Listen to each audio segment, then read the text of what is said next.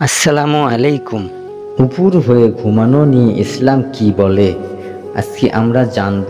অনেক মানুষ এভাবে উপুর হয়ে ঘুমায়, সেটা কি ভালো না খারাপ তা আজকে আমরা জানতে পারবো। আল্লাহ পাক যেসব নেয়ামতের কোনো তুলনা হয় না, এরই একটি হচ্ছে ঘুম। আমাদের সুস্থ ও স্বাভাবিক থাকার জন্য ঘুমের কোনো বিকল্প নেই। এই নিয়ামতের কৃতজ্ঞতা আদায় করা কোনোভাবেই সম্ভব নয়। যাদের ঘুমের সমস্যা তারাই কেবল জানেন এটা কত মূল্যবান নেয়ামত। ইসলামে সব কিছুর সুনির্দিষ্ট বিধান রয়েছে, ঘুমাও এর ব্যতিক্রম নয়। আমরা অনেকেই উপুর হয়ে ঘুমাতে পছন্দ করি, কিন্তু এটা অভ্যাসটা ভালো নয়। এভাবে শোয়া সাময়িক আরামদায়ক মনে হলেও এই অভ্যাসের কারণে মেরুদণ্ড ও শ্বাস প্রশ্বাস, শরীরের বিশ্রাম ও ঘুমের ওপর প্রভাব পড়তে পারে।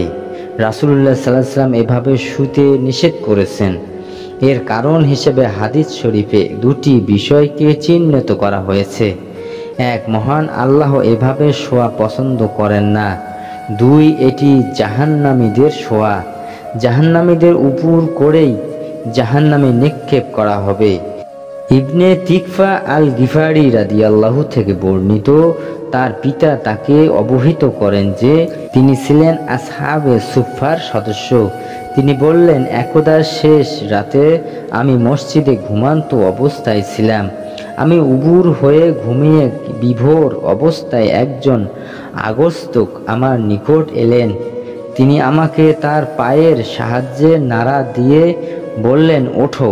এই উপুর হয়ে শুলে আল্লাহ অসন্তুষ্ট হন। আমি মাথা তুলে দেখি যে রাসূলুল্লাহ সাল্লাল্লাহু আলাইহি ওয়াসাল্লাম আমার শিয়রে দাঁড়িয়ে। অন্য হাদিসে ইরশাদ হয়েছে, আবু যর রাদিয়াল্লাহু বলেন, আমি উপুর হয়ে শুয়ে থাকা অবস্থায় নবী সাল্লাল্লাহু আলাইহি ওয়াসাল্লাম আমার পাশ দিয়ে গেলেন। তিনি আমাকে তার পা দ্বারা খোঁচা মেরে বললেন, হে জুনাইদি, এটা তো জাহান্নামের শয়ন।